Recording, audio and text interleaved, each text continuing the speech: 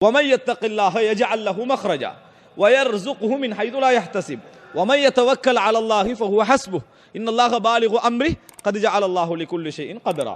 அல்லாஹ் தஆலா சொல்ற وَمَن يَتَّقِ اللَّهَ, யார் இறைவனை அஞ்சி இந்த உலகத்திலே வாழ்கிறாரோ, يَجْعَل لَّهُ مَخْرَجًا, அவருக்கு ஒவ்வொரு சூழ்நிலையிலிருந்தும் வெளியேறுகின்ற வழி அல்லாஹ் தஆலா என்ன செய்வான், காட்டுவான். வயர்சுக்ஹு, அவருக்கு ரிஸ்க் வந்து சேரும். மின் ஹைது லா யஹ்தசிப், அவர் எண்ணாத புறத்தால வந்து சேரும்.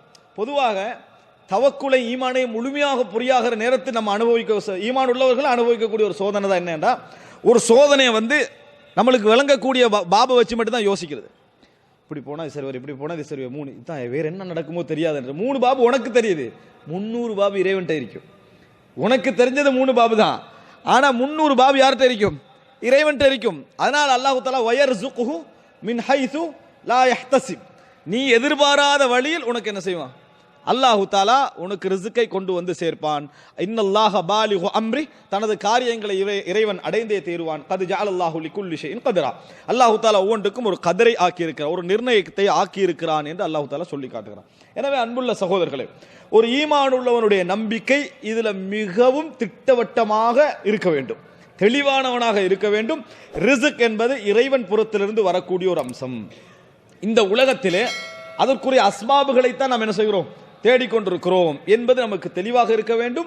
நாம் கூட பல இடங்கள் இந்த விஷயத்தை என்ன செய்கிறோம், பெரிய பெரிய லாபங்கள்ல வந்து நம்ம என்ன செய்கிறோம், மறந்து விடுகிறோம். சின்ன லாபங்கள் எல்லாம் இறைவனுக்காக விடக்கூடியவர்கள். ஜும்மா தினம், ஒரு ஜும்மா தினம் கடை மூடுற நேரம் ஒருத்த பிசினஸுக்கு வரான், ஒரு என்னது ஒரு குபுஸோ அதோ இதோ வாங்க வர, ஒரு 100 ரியால் வேலைன்னு வைங்க, ஒரு 50 ரியால் வேலைன்னு வைங்க, கதவை இழுத்து மூடிடும். ஏன், அதான் கூப்பிட்டா நம்ம என்ன செஞ்சிடணும், போய்விட வேண்டும். அதே ஒரு 50,000 ரியாலுக்கு பிசினஸ் வந்துட்டேன்னு வைங்களேன், இது செஞ்சா என்ன பெரும்பாவமா, இது என்ன களவா, இது கொள்ளையா, அடுத்த அட்வைஸ் அவனுக்கு கிடைக்குது. அதனால அந்த நேரத்தில் 50,000க்கு பிசினஸ் பண்ணிட்டு தௌபா செஞ்சிடறேன், ஏன் நான் பெருந்தவர் எதுவும் செய்யலேன். ஆனா அவனுக்கு 50 ரியாலுக்கு வந்த அந்த ஈமா 50,000 ரியாலுக்கு என்ன செய்யல, வரல. அதனால நினைச்சிடக்கூடாது 50 ரியாலையே ஞாபகப்படுத்திக்க கூடாது. சின்ன தர்மங்கள் என்ன செஞ்சிருமோ பெரிய தர்மங்களை மறக்கடிச்சிடும். நிறைய தர்மம் செய்யுங்கன்னு பயான் பண்ற நேரங்கள்ல ஏன் இந்த பயான் போய் சேர்றதில்ல தெரியுமா, அவன் 5 ரியால் கொடுத்தது 4 ரியால் கொடுத்தாலும் சேர்த்தா ஞாபகப்படுத்திடுவான், மறந்ததெல்லாம். நீ கொடுத்ததுகள் இருக்குதான் எத்தனை தர்மங்கள், எல்லாம் மொத்தமாக 100 ரியால் தான் கொடுத்திருந்தாலும் கூட அவனுக்கு சைத்தான் எல்லாத்தையும் ஞாபகப்படுத்தி விட்டுருவான். அப்போ ஒரு முக்கியமான ஒரு தேவை என்ன செஞ்சிருவான், அடைச்சிருவான். இதான் மனிதனுடைய பலகீனங்கள்ல உண்டு. அது மாதிரி அன்புள்ள சகோதரர்களே, இந்த மாதிரி நம்ம நினைச்சிடக்கூடாது. எப்பொழுதும் ரிஸ்க் என்பது இறைவன் புறம் இருந்து வரக்கூடிய ஒரு அம்சம் என்பதை புரிந்து கொள்ள வேண்டும். ஆனால் இது நீங்கள் பல இடங்களில் கேட்டிருப்பீர்கள். இப்போ நான் சொன்ன இந்த அறிமுகம் இருக்குது, இது பல இடங்களில் கேட்டிருப்பீர்கள், பதிந்திருப்பீர்கள். ஆனால் மிக முக்கியமாக நான் தெரிந்து கொள்ள வேண்டிய ஒரு பகுதி என்ன தெரியுமா, எப்படி அல்லாஹ் ரிஸ்க் அளிக்கிறான் என்கின்ற விஷயத்தை இந்த உலகியல் ரீதியாகவும் நம்ம புரிந்து கொள்ள வேண்டும் என்பதுதான். நம்ம உலகத்தை கொஞ்சம் சிந்தித்து புரிந்து கொள்ள, சிந்தித்தாலே எல்லாருக்கும் அது தெரியும்.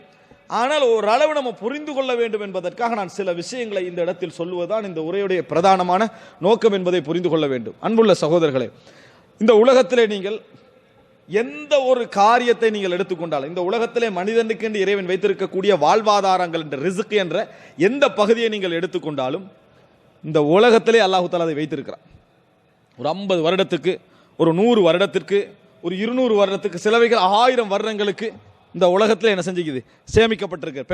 பெட்ரோலியமா, மசகு எண்ணெயா, பல நூற்றாண்டுகளுக்கு என்னது ரெடியாகவே இருக்கு. தங்கம் வெள்ளியா பல நூற்றாண்டுகளுக்கு என்ன செய்து தயாராகவே இருக்கிறது. இப்படி இரும்பா, இதா கால்நடைகள் வேண்டிய அளவுக்கு எல்லாம் தயாராக இருக்கிறது. எது அல்லாஹ் தஆலா மனிதனை புடியில வைத்திருக்கிறான் என்று பார்த்தீர்கள் என்று சொன்னால் உணவு.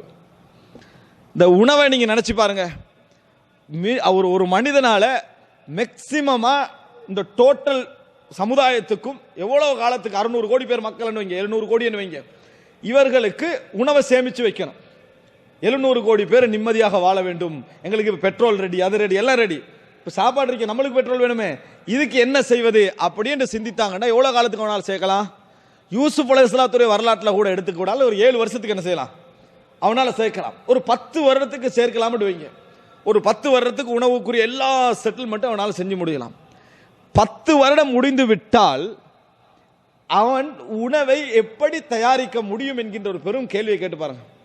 இந்த உலகத்தில் மனிதன் வாழணும், சாப்பிடணும், என்னதான் இருந்தாலும் இங்க சாப்பிட வேண்டும். இந்த உணவு முறையை 10 வருடத்துக்கு நீங்க அப்படியே அடைச்சிட்டீங்கன்னு வைங்க, இந்த உலகம் ஃபுல்லாக வாழக்கூடிய மக்களுக்கு இந்த 10 வருட உணவை 10 வருடத்துக்கு பின்னால் உள்ள அந்த உணவு முறையை எப்படி அவனால் பெற்றுக்கொள்ள முடியும்? எதுவும் செய்ய முடியாது, அசைக்க முடியாது. இறைவனோட அதை அசைக்க முடியாதுன்னா முயற்சி எடுக்க முடியாதுன்ற நான் சொல்றேன். இப்ப முயற்சி எடுத்து கிடைக்காம ஒரு பகுதி இருக்குதே, அதை சொல்லல. முயற்சிக்கே வழி இல்லை, இறைவன் தான் அதை கையில வச்சுக்கிறான். அது என்ன? மழை. இறைவன் வைத்திருக்கக்கூடிய ஒரே ஒரு சப்ஜெக்ட் என்ன தெரியுமா? மழை, அவ்வளவுதான். அதனாலதான் அல்லாஹு தாலா குர்ஆனிலே சொல்ற நேரத்தில் அவனுடைய மிகப்பெரிய அறிவுல உள்ள ஒன்றாக அல்லாஹ் எதை சொல்றான்? மழை எப்பொழுது இறங்கும், மழை எப்பொழுது இறங்கும் என்பதை தனது மிகப்பெரிய அறிவில் உள்ள ஒரு விஷயமாக அல்லாஹ் தாலா என்ன செய்யறான்? சொல்லி காட்டுறான். நம்ம மழை தான் நினைக்கிறோம், மழை அல்லது இந்த உலகத்திலே உள்ள அனைவருக்குமான உணவு தான் அந்த மழை தான். அதனால் அல்லாஹ் தாலா குர்ஆன்ல எப்படி தெளிவாக டிக்ளேர் பண்றான்னா, வஃபிஸ் ஸமாஇ ரிஸ்குக்கும் வமா துஅதுன், உங்களுக்கு அளிக்கப்படுகின்ற வாக்குகளும் உங்களது ரிஸ்கும் வானத்திலே தான் இருக்கிறது.